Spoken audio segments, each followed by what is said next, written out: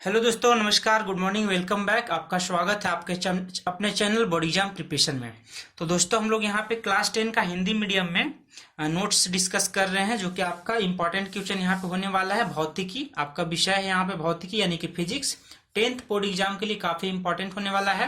तो ये question 2 marks या 3 मार्क्स में आ सकते हैं। ज्यादा संभावना ऐसा है कि जो क्वेश्चन यहाँ पे मैं सेलेक्ट किया हूँ वो आपका 3 मार्क्स में आ सकता है, ठीक है।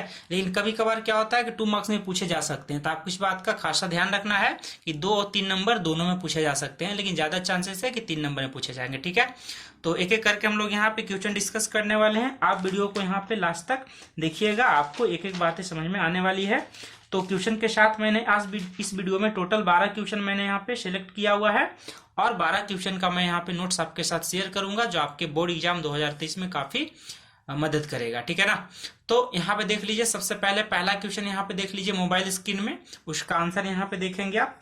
तो पहला सवाल पूछा गया आपसे कि चुंबकीय क्षेत्र रेखाएं किसे कहते हैं। दो चुंबकीय क्षेत्र एक दूसरे को प्रतिच्छेद क्यों नहीं करती, इसका कारण बताना है, ठीक है ना। तो इसका पहले हम लोग कारण यहाँ पे देख लेते हैं, ठीक है। तो इसका आंसर यहाँ पे देख लीजिए कि जो चुंबकीय क्षेत्र रेखाएं होती क्या, उसका यहाँ पे परिभाषा देख लीजिए। सबसे पहले यहाँ पे कि चुंबक के चारों ओर स्थित वह रेखा जिसके अंदर आकर्षण और विकर्षण का बल प्रभाव प्रदर्शित होता है, उसे हम लोग क्या बोलेंगे, चुंबकीय क्षेत्र कहते हैं, ठीक है ना।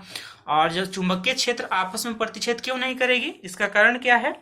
तो इसका कारण है कि यदि वे ऐसा करेंगी तो कटान बिंदु, जहां पे प्रतिच्छेदी बिंदु होगा, वहां पे चुंबकीय क्षेत्र की दो दिशाएं हो जाएंगी, ठीक है ना, जो कि संभव नहीं है, ठीक है ना। तो इसीलिए एक दूसरे को प्रतिच्छेद कभी नहीं करती है, ठीक है। तो क्वेश्चन नंबर पहला का आंसर आपका कंप्लीट हो गया। आइए हम लोग आगे बढ़ते हैं क्वेश्चन नंबर 2, जो कि आपका न्यूमेरिकल्स है, ठीक है ना, आंकिक प्रश्न है, ठीक है। तो आंकिक प्रश्न यहाँ पे सबसे पहले यहाँ पे पढ़ लीजिए आप क्वेश्चन नंबर 2 में, उसके बाद हम लोग आगे के करके हम लोग बढ़ना स्टार्ट करेंगे। तो यहाँ पे लिखा गया है कि किसी अज्ञात प्रतिरोध के प्रतिरोधक के सिरों से 12 वोल्ट की बैटरी को संयोजित करने पर परिपथ में 2.5 मिली एम्पियर विद्युत धारा प्रवाहित होती है। तो प्रतिरोधक का प्रतिरोध प्रतिकलित करना है, मतलब निकालना है, परिकलित करना है, ठीक है ना। तो आप क्वेश्चन ध्यान से देख लीजिए। तो सबसे पहले आपको क्वेश्चन में जो दिया गया वो हम लोग यहाँ पे लिख लेते हैं, ठीक है ना। तो मैंने यहाँ पे पहले से लिख रखा हुआ है ताकि वीडियो बहुत लंबा नहीं बनेगा, है ना। तो शॉर्ट में हम लोग करके यहाँ फटाफट देखते चले जाएंगे और थोड़ा सा शॉर्ट में यहाँ पे जो समझेंगे, ठीक है। तो इसलिए मैंने पहले से लिख दिया है आंसर वगैरह सब। तो जो गिवन आपका दिया हुआ पार्ट है वो आपका है 12 वोल्ट का बैटरी है, विद्युत धारा दिया है 2.5 मिली एम्पियर। अब मिली एम्पियर है तो इसको एसआई यूनिट एम्पियर में बदलना होगा। तो मिली एम्पियर है मतलब 1000 से डिवाइड करना पड़ेगा, ठीक है ना। 1000 से आपको डिवाइड करना पड़ेगा, क्योंकि 1 एम्पियर बराबर कितना होता है, 1000 मिली एम्पियर होता है, ठीक है। तो आपको एम्पियर में लाने के लिए 1000 से डिवाइड करना पड़ेगा, तो आपके एम्पियर में लाने के डिवाइड कर दिया गया। तो ओम का सूत्र क्या होता है यहाँ पे, V बराबर आई आर, ऐसा होता है ना, V बराबर आई इंटू आर। तो आर बराबर क्या हो जाएगा, V बट्टा आई हो जाएगा, ठीक है। तो V कितना दिया है, 12 वोल्ट दिया हुआ है। आई कितना है, 2.5 मिली एम्पियर, एम्पियर में लाएंगे तो ये वैल्यू आएगा, यहाँ पे रख दीजिए, ठीक है। उसके बाद आपको यहाँ पे कैलकुलेशन कर देना है, ठीक है। तो कैलकुलेशन कैसे करेंगे, यहाँ पे 12 दिया हुआ है पहले से, यहाँ पे क्या आपके 2.5 है ना, 2 पॉइंट कितना है, 5 है, पॉइंट हटाएंगे तो 1 जीरो नीचे चला जाएगा, मतलब टोटल 4 जीरो नीचे। अब इसको क्या करेंगे, आप नीचे डिवाइड में है तो ऊपर में चला जाएगा मल्टीप्लाई में, नीचे 25 बचेगा। अब 25 से काटेंगे 40 बार में, बाकी आप गुना कर दीजिए, तो 4800 ओम आ गया आंसर। इसी को आप 4.8 किलो ओम भी कह सकते हैं, ठीक है। अगर 1000 से डिवाइड करेंगे तो किलो ओम में आ सकता है। तो आंसर आप किलो ओम में लिखें चाहे ओम में लिखें, कोई दिक्कत नहीं, दोनों बात बराबर है, ठीक है। चलिए क्वेश्चन नंबर 3 की तरफ हम लोग आगे बढ़ते हैं। तो क्वेश्चन नंबर 3 यहाँ पे कि यदि कोई विद्युत रोधी तांबे की तार की कुंडली, है ना, किसी गैल्वेनोमीटर से संयोजित किया जाता है तो क्या होगा, है ना, इसे क्या होगा, कुंडली में ढकेला जाता है। यदि कोई क्षण चुंबक कुंडली में ढकेला जाता है तो क्या होगा, कुंडली के भीतर से बाहर खींचा जाता है तो क्या होगा, या फिर कुंडली के भीतर स्थित रखा जाता है तो क्या होगा। आपको तीनों का आंसर देना है। तो पहला पार्ट आपके पास यहाँ पे क्या है, पहला पार्ट का आंसर यहाँ पे देखिए कि गैल्वेनोमीटर की जो सुई है वो क्या हो जाएगी, विक्षेपित हो जाएगी। और सेकेंड पार्ट का आंसर क्या हो जाएगा कि पुनः गैल्वेनोमीटर की सुई विक्षेपित होती है, लेकिन इसकी दिशा पहले से विपरीत होता है, मतलब उल्टा होता है। और तीसरा पार्ट में क्या है कि गैल्वेनोमीटर का जो सुई है उसमें कोई विक्षेप यानी कोई विस्थापन नहीं होने वाला, ठीक है ना। तो तीसरा पार्ट यहाँ पे कंप्लीट हो गया आपका, ठीक है। आइए हम लोग आगे बढ़ते हैं क्वेश्चन नंबर 4 की तरफ। तो क्वेश्चन नंबर 4 यहाँ पे देख लीजिए, न्यूमेरिकल पार्ट है, ठीक है। तो न्यूमेरिकल पार्ट हम लोग यहाँ पे डिस्कस करेंगे, क्वेश्चन को ध्यान से यहाँ पे देखिए, है ना। इसमें आपसे पूछा गया है कि 2 किलोवाट शक्ति अनुमंतक एक विद्युत तंदूर किसी घरेलू विद्युत परिपथ यानी 220 वोल्ट वाला है तो प्रचलित किया जाता है, जिसका धारा अनुमंतक 5 एम्पियर है। तो इससे आप किस परिणाम की अपेक्षा करते हैं, ये हमसे पूछा जा रहा है। तो सबसे पहले हम लोग इसका परिणाम देखने की कोशिश करते हैं, ठीक है ना। तो क्वेश्चन नंबर 4 का सॉल्यूशन आप यहाँ पे देखिए। क्वेश्चन नंबर 4 में क्या है कि आपको दिया है पावर दिया गया आपके पास, यानी शक्ति दिया गया 2 किलोवाट। तो 2 किलोवाट को हमने क्या किया, 1000 से मल्टीप्लाई करके वाट में बदल दिया। वोल्टेज दिया आपका कितना, 220 वोल्ट। हम लोग फॉर्मूला जानते हैं, P बराबर क्या होता है, V इंटू आई, ठीक है। तो I बराबर क्या हो जाएगा, P बट्टा V हो जाएगा। यहाँ पे लिख दिया P कितना दिया है 2000 वाट, V कितना दिया 220 वोल्ट। अब इसको कैलकुलेशन करने के बाद कितना आता है, 9.09 एम्पियर आता है, ठीक है ना। कैलकुलेशन करने के बाद 9.09 एम्पियर आता है। तो हम लोग यहाँ पे क्या परिणाम यहाँ पे लाने वाले हैं, यहाँ पे देखिए इसका परिणाम क्या होगा। तो यहाँ क्या है कि जो करंट है यानी कि धारा प्रवाह है वो आपका 5 एम्पियर से अधिक हो रहा है। आंसर कितना आ रहा है, 9 एम्पियर करीब आ रहा है, जो कि 5 एम्पियर से क्या है, ज्यादा हो रहा है, इससे अधिक हो रहा है। इससे क्या होगा कि फ्यूज तार जो है गल जाएगा या जल जाएगा, जिसके कारण विद्युत धारा की आपूर्ति बंद हो जाएगी, या कह सकते हैं कि जो विद्युत तंदूर है वो भी नष्ट हो सकता था। तो नष्ट होने से यहाँ पे बचा लिया गया है कि नहीं। अगर फ्यूज टूट जाएगा तो नष्ट होने से बच जाएगा, लेकिन फ्यूज अगर नहीं टूटेगा तो जो विद्युत तंदूर है आपका खत्म हो जाएगा, नष्ट हो जाएगा। तो क्या परिणाम निकालेंगे कि जो विद्युत धारा की आपूर्ति है वो बंद हो जाएगी, और दूसरा परिणाम क्या है कि विद्युत तंदूर जो है नष्ट होने से बच जाएगा, ठीक है। क्योंकि कैपेसिटी कितना है, 5 एम्पियर का है, लेकिन आपका उसमें विद्युत धारा प्रवाह कितना हो रहा है वहां पे, 9 एम्पियर का। तो फ्यूज का तार गल जाएगा, टूट जाएगा, ठीक है ना। चलिए क्वेश्चन नंबर हम लोग 5 यहाँ पे देख लेते हैं। क्वेश्चन नंबर 5 में पूछा गया है किसमें अधिक ऊर्जा उपभुक्त होगी। पहला क्या है कि 250 वाट का टीवी सेट है जो कि 1 घंटे तक चलाया जाता है, और दूसरा यहाँ पे क्या है कि 120 वाट का विद्युत हीटर है जो कि 10 मिनट के लिए चलाया जाता है। तो दोनों में से किसमें जो है ज्यादा उपभुक्त ऊर्जा होगा, ये आपको बताना है, ठीक है। तो क्वेश्चन नंबर 5 का यहाँ पे सोल्यूशन आप देखेंगे। तो सबसे पहले यहाँ पे देख लीजिए यहाँ पे कि 250 वाट का जो टीवी सेट है उसको 1 घंटे तक चलाया जाता है, ठीक है। तो यहाँ पे हम लोग ऊर्जा कैसे निकालेंगे, 250 इंटू 1, 1 घंटा के लिए चलाया जा रहा है, ठीक है। तो 250 वाट आवर हो गया, ठीक है ना। उसके बाद देखिए 120 वाट का जो विद्युत हीटर है उसको 10 मिनट तक चलाया जाता है। तो 10 मिनट को हम लोग यहाँ पे क्या करेंगे, 60 से डिवाइड करके घंटा में बदल लेंगे आवर में, तो 10/60 हो गया, 10/60 हो गया, ठीक है। इसको कैलकुलेशन करेंगे यहाँ पे तो 20 वाट आवर आ गया। यानी कि टीवी सेट के लिए कितना यहाँ पे हो रहा था ऊर्जा, 250 वाट आवर, जबकि आपका विद्युत हीटर के लिए कितना हो गया, 20 वाट आवर हो गया। तो यहाँ पे बहुत ज्यादा है, तो लिखेंगे कि अतः 250 वाट के टीवी सेट में अधिक विद्युत ऊर्जा का उपभोग होगा, यूज होगा, ठीक है ना। ये आपका आंसर हो गया, ठीक है। आगे हम लोग बढ़ते हैं क्वेश्चन नंबर 6 की तरफ। तो क्वेश्चन नंबर 6 यहाँ पे सबसे पहले आप क्वेश्चन यहाँ पे पढ़ लेंगे कि क्वेश्चन में आपसे पूछा क्या गया है, ठीक है। तो क्वेश्चन नंबर 6 में आपसे पूछा गया है कि चुंबकीय क्षेत्र रेखाओं के प्रमुख गुण क्या क्या होते हैं, ठीक है। चुंबकीय क्षेत्र रेखाओं के प्रमुख गुण क्या क्या होते हैं आपको ये बताना है, ठीक है। तो हम लोग यहाँ पे लिखेंगे। उसके बाद 7 नंबर क्वेश्चन में निकट दृष्टि दोष बताएंगे और उसको किस प्रकार से दूर किया जा सकता है वो सब भी हम लोग बता सकते हैं। लेकिन पूछा क्या गया है कि निकट दृष्टि दोष और दूर दृष्टि दोष में अंतर क्या है, 3 अंतर आपको बताना है।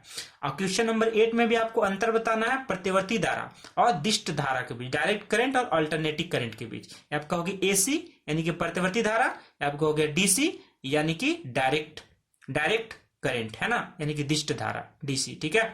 तो चलिए हम लोग यहाँ पे क्वेश्चन नंबर 5 देख लिया है, 6, 7, 8 यहाँ पे क्वेश्चन है। अब 6, 7, 8 का हम लोग आंसर डिस्कस करेंगे। यहाँ पे नोट्स यहाँ पे देखेंगे, ठीक है ना। क्वेश्चन नंबर 6 यहाँ पे सबसे पहले आप यहाँ पे देख लीजिए कि चुंबकीय क्षेत्र रेखाओं के निम्नलिखित गुण है। ये आपका प्रॉपर्टीज हो गया, गुण हो गया। पहला क्या है कि यह चुंबक के बाहरी उत्तरी ध्रुव से वक्र रेखा में चलकर दक्षिणी ध्रुव तक आ जाती है। दूसरा यहाँ पे क्या है प्रॉपर्टीज कि बंद वक्र में होती है और तीर का चिन्ह चुंबकीय क्षेत्र की दिशा को प्रदर्शित करता है। तीसरा क्या है, ये एक दूसरे को कभी प्रतिच्छेद नहीं करती है, ठीक है ना, ये तीसरा गुण हो गया। चौथा गुण यहाँ पे क्या है कि ये एक ही दिशा में गमन करते हुए एक दूसरे को विकर्षित करती है, मतलब रिपल्सन। विकर्षित का मतलब क्या हो गया, रिपल्सन, ठीक है, रिपल्सन। बात समझ में आ गया। आकर्षित रहता तो अट्रैक्शन बोलते, ठीक है ना। तो यहाँ पे क्या कर रहा है, विकर्षण कर रहा है, रिवल्सन कर रहा है, ठीक है ना। तो आपका 4 पॉइंट यहाँ पे हो गया, ठीक है। आगे हम लोग बढ़ते हैं क्वेश्चन नंबर 7 की तरफ, ठीक है। चलिए हम लोग क्वेश्चन नंबर 7 की तरफ यहाँ पे बढ़ेंगे। आपका क्वेश्चन नंबर 7 यहाँ पे क्या है, निकट दृष्टि दोष और दूर दृष्टि दोष में अंतर बताना है, ठीक है ना। तो चलिए हम लोग आगे यहाँ बढ़ते हैं। यह हो गया निकट दृष्टि दोष, ठीक है, निकट दृष्टि दोष। उसके बाद हम लोग दूर दृष्टि दोष भी देख लेते हैं साथ में, ठीक है। तो ये आपका हो गया। तो ये देखिए आपके पास यहाँ पे निकट दृष्टि दोष हो गया। इसमें क्या होता है कि नेत्र लेंस की फोकस दूरी जो होता है अधिक हो जाता है, ठीक है, जबकि दूर में क्या होता है, कम हो जाता है, ठीक है। दूर दृष्टि दोष में क्या हो जाएगा, कम हो जाएगा। इसमें नेत्र गोलक क्या हो जाता है, लंबा हो जाता है, जबकि दूर दृष्टि दोष में क्या होता है, छोटा हो जाता है, ठीक है। और निकट दृष्टि दोष में क्या होता है, इस दोष को दूर करने के लिए अवतल लेंस का प्रयोग किया जाता है, जबकि दूर दृष्टि दोष को हटाने के लिए, दूर करने के लिए उत्तल लेंस का प्रयोग किया जाता है, ठीक है ना, उत्तल लेंस का। तो आपको जो मेन पॉइंट है यहाँ पे मैंने यहाँ पे गोल कर दिया है रेड पेन से, आप ध्यान से देख सकते हैं। आपको 3 पॉइंट यहाँ पे लिखना है, तो 3 नंबर आपको मिल जाएगा, ठीक है ना। चलिए उसके बाद आपका क्वेश्चन नंबर 8 हो गया। क्वेश्चन नंबर 8 यहाँ पे देखिए आपसे पूछा गया है कि प्रतिवर्ती धारा एवं दिष्ट धारा में क्या अंतर है, ठीक है ना। तो हम लोग क्वेश्चन नंबर 8 का यहाँ पे आंसर हम लोग देखेंगे। तो क्वेश्चन नंबर 8 आपके पास यहाँ पे है, दोनों में अंतर हम लोग देखेंगे। एक हो गया अल्टरनेटिंग करंट AC, एक हो गया डायरेक्ट करंट यानी कि DC, ठीक है। तो प्रतिवर्ती धारा यानी कि AC में क्या होता है और DC में क्या होता है, दोनों का अंतर लिखना है। 3-3 पॉइंट मैंने यहाँ पे लिखा हुआ है, 1 2 3, यहाँ पे भी 1 2 3 पॉइंट यहाँ पे भी है, ठीक है। आपको इस प्रकार से लिखनी है प्रतिवर्ती धारा में, इस प्रकार से दिष्ट धारा में अंतर लिखना है टेबल बनाकर। तो इस धारा में क्या होता है कि निश्चित अवधि में परिवर्तित हो जाता है, जबकि इसमें क्या होता है, एक ही दिशा में प्रवाहित होते रहता है। इसे क्या होता है, एक स्थान से दूसरे स्थान तक ले जाने में ऊर्जा का क्षय नहीं के बराबर होता है, जबकि इसमें क्या होता है, ऊर्जा का व्यय होता है, ऊर्जा का क्षय होता है, ठीक है। और प्रतिवर्ती धारा में क्या होता है, बैटरी चार्ज नहीं किया जा सकता, ठीक है, जबकि जो डायरेक्ट धारा उसमें बैटरी को चार्ज किया जा सकता है, ठीक है। तो आपका 3 पॉइंट आपको इस तरीके से लिखना है, 3 नंबर आपको मिल जाएगा, ठीक है ना। चलिए क्वेश्चन नंबर 8 भी आपका कंप्लीट यहाँ पे हो जाता है, ठीक है। चलिए आगे हम लोग बढ़ते हैं, यहाँ पे आगे हम लोग बढ़ेंगे। क्वेश्चन नंबर हम लोग 9 देखेंगे यहाँ पे, ठीक है। तो क्वेश्चन नंबर 9 यहाँ पे देख लीजिए। टोटल इसमें 12 क्वेश्चन मैंने सेट कर रखा हुआ है, ठीक है। तो 9 से लेकर 12 तक यहाँ पे आपको क्वेश्चन यहाँ पे दिखाई दे रहा है, ठीक है। चलिए हम लोग यहाँ पे 9 से लेकर 12 भी हम लोग फटाफट यहाँ पे देख लेंगे, ठीक है ना। तो ये आपका हो गया। सबसे पहले यहाँ पे ध्यान से देखेंगे 9 नंबर का आंसर। यहाँ पे आपका क्वेश्चन यहाँ पे है कि किसी विद्युत हीटर की डोरी को क्यों उत्पन्न नहीं होती जबकि उसका तापन अवयव उत्पन्न हो जाता है, ठीक है ना। तो इसका आंसर यहाँ पे लिखेंगे आप यहाँ पे कि जो विद्युत हीटर का जो डोरी है वो ग्लो नहीं करता। उत्पत्ति का मतलब क्या आता है, ग्लो, है ना, जबकि उसका तापन अवयव होता है। इसका कारण क्या है कि विद्युत हीटर की डोरी ना तांबे का बना होता है, जिसका प्रतिरोध बहुत कम होता है, इसलिए जो है इससे होकर जब विद्युत धारा गुजरती है तो ऊष्मा की उत्पत्ति बहुत कम होती है, ठीक है। जबकि हम लोग यहाँ पे देखेंगे विद्युत हीटर वाला केस में तो इसका डोरी उत्पत्ति नहीं होती। इसका विपरीत क्या होता है, जो तापन अवयव है उसका प्रतिरोध क्या होता है, बहुत अधिक होता है, ठीक है ना। उसका तापन बहुत अधिक होता है, टेम्परेचर बहुत अधिक होता है, हीट बहुत अधिक होता है।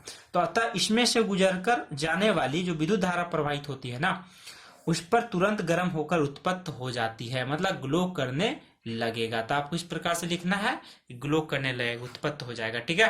क्वेश्चन नंबर आपका 9 भी कंप्लीट हो जाता है यहाँ पे।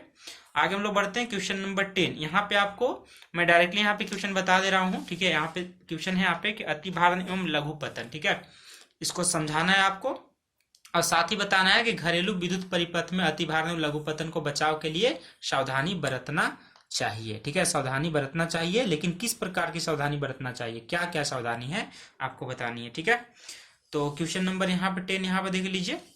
तो सबसे पहले आप देख लीजिए अति भारण। अति भारण क्या होता है, ओवरलोडिंग कहते हैं इसको, ओवरलोडिंग, ठीक है। और लघु पतन का मतलब शॉर्ट सर्किट। तो यहाँ पे अति भारण सबसे पहले देखेंगे। इसमें क्या होता है कि कभी कभी लोग क्या करते हैं कि एक ही साथ बहुत सारे उपकरण, विद्युत का बहुत सारे उपकरण जैसे कि हीटर, फ्रिज, विद्युत आयरन मोटर, विद्युत मोटर, सारे को एक साथ जब चलाना चालू कर देते हैं तो विद्युत धारा का जो बोझ है ना बहुत अधिक हो जाता है, जिसको हम लोग क्या बोलेंगे, ओवरलोडिंग या कि अति भारण भी कहेंगे, ठीक है।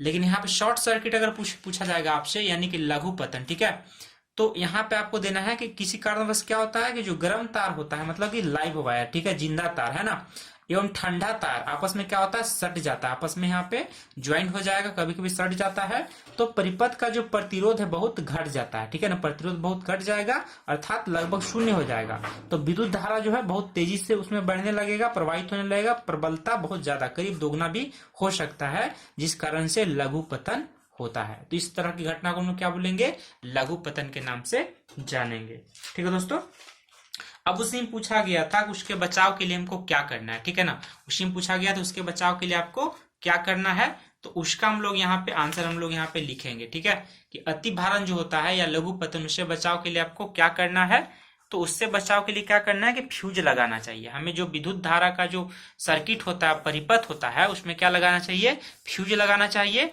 तथा एक ही साथ में बहुत सारे जो विद्युत संयंत्र होते हैं, है ना, इलेक्ट्रिकल इक्विपमेंट, उसको संयोजित करना। यहाँ पे लिखा जाता है कि अत्यधिक विद्युत संयंत्र को एक ही परिपथ में संयोजित करना चाहिए, ठीक है। तो आपको इस तरह से आंसर हो सकता है। और क्वेश्चन नंबर यहाँ पे 11 देख लीजिए यहाँ पे कि स्वच्छ आकाश का रंग नीला क्यों होता है, ठीक है, स्वच्छ आकाश का रंग नीला क्यों होता है। और क्वेश्चन नंबर 12 में है कि खतरे का निशान लाल रंग का क्यों होता है। आपको दो क्वेश्चन यहाँ पे फटाक से देख लेना है, किस तरह से आंसर लिखना है, ठीक है। तो यहाँ पे देख लीजिए आप, क्वेश्चन नंबर आपका 11 का आंसर है कि सूर्य का प्रकाश जब वायुमंडल में प्रवेश करता है तो प्रकाश का क्या होता है, प्रकीर्णन हो जाता है, छितराने लगेगा, ठीक है ना। तो हम लोग बोलेंगे कि लाल रंग का जो प्रकीर्णन सबसे कम होता है, जबकि नीले रंग का प्रकीर्णन सबसे अधिक होता है, ठीक है। तो जो लाल रंग का प्रकीर्णन कम होता है, यही कारण है कि हम लोग इसका प्रयोग करते हैं, ठीक है ना। और हम लोग कह सकते हैं यहाँ पे कि जो प्रकीर्णन होता है, तो नीले रंग का जो अधिकता है वो दिखाई देती है प्रकीर्णन में, और इसलिए आकाश का रंग कैसा दिखाई देगा, आपका नीला दिखाई देने लगता है। हमसे कारण पूछा गया था कि आकाश का रंग नीला क्यों दिखाई देता है, तो आपको इतना आंसर लिखना है, ठीक। उसके बाद यहाँ देखिए क्वेश्चन नंबर 12 में है कि लाल रंग का जो प्रयोग है वो खतरे के निशान के रूप में क्यों किया जाता है, ठीक है ना। तो लाल रंग का निशान खतरे के रूप में क्यों किया जाता है, प्रयोग, है ना। तो उसका आंसर आपको क्या लिखना है कि लाल रंग का प्रकाश जो होता है उसका तरंग दैर्ध्य यानी कि वेवलेंथ क्या होता है, बहुत अधिक होता है, ठीक है। इसलिए लाल रंग का जो प्रकीर्णन है वो सबसे कम होता है, अर्थात दूर से ही जो लाल रंग है वो साफ साफ दिखाई देगा, ठीक है ना। तो लाल रंग जो होता है सीधे हमारे आंख पर आता है, और यही कारण है कि इसका जो प्रयोग है वो खतरे के निशान के रूप में किया जाता है। अब देखते हैं ना, ट्रेन वगैरह जब पटरी पे आती है तो लाल रंग का झंडा दिखाया जाता है, अगर रोकना हो उसको, तो आगे अगर खतरा होता है तो लाल रंग का झंडा दिखाया जाता है, ठीक है। तो लाल रंग जो होता है काफी दूर से आपको दिखाई दे सकता है, यही कारण है कि हम लोग इसका इस्तेमाल खतरा के निशान के रूप में भी करते हैं, ठीक है दोस्तों। तो आज का 12 क्वेश्चन यहाँ पे मैंने शेयर कर दिया आपका, ठीक है। उम्मीद करता हूँ कि बोर्ड एग्जाम में सारे क्वेश्चन आंसर आपको रिवाइज करके जाना चाहिए, ताकि आपका सब्जेक्टिव क्वेश्चन का आंसर जो है बढ़िया से दे सके। तो आज हम लोग इस वीडियो में फिजिक्स यहाँ पे डिस्कस किए दोस्तों, जो कि आपका ज्यादा संभावना 3 नंबर में इस तरह के सवाल पूछे जाते हैं, कभी कभार 2 नंबर में भी आ सकता है, ठीक है दोस्तों। तो फटाफट से आप मेरे चैनल को लाइक कर दीजिए, चैनल को सब्सक्राइब कर दीजिए, मेरे वीडियो को लाइक कर दीजिए, और अगर आप चाहें तो शेयर भी कर सकते हैं। अगर आप मेरे वीडियो पे नए हैं, मेरे चैनल पे नए हैं, तो आप इसका नोटिफिकेशन का जो बेल बटन है उसको भी प्रेस कर लेंगे, और चैनल को सब्सक्राइब करना बिल्कुल भी नहीं भूलेंगे, ठीक है दोस्तों। तो इसी प्रकार के वीडियो को देखने के लिए आप मेरे चैनल पे जुड़े रहिए, है ना। और इसी प्रकार का वीडियो, इसी प्रकार का नोट्स मैं आपके लिए शेयर करता रहूंगा। आज के लिए इतना ही, और इसी प्रकार के वीडियो देखने के लिए आप मेरे साथ जुड़े रहेंगे। आपका अपने चैनल का नाम है बोर्ड एग्जाम प्रिपरेशन, ठीक है दोस्तों। तो मिलते हैं इसी प्रकार का नए वीडियो के साथ, ठीक है, नए नोट्स के साथ, नए इंपॉर्टेंट क्वेश्चन आंसर के साथ, ठीक है ना। आज के लिए इतना ही, तब तक के लिए जय हिंद, वंदे मातरम।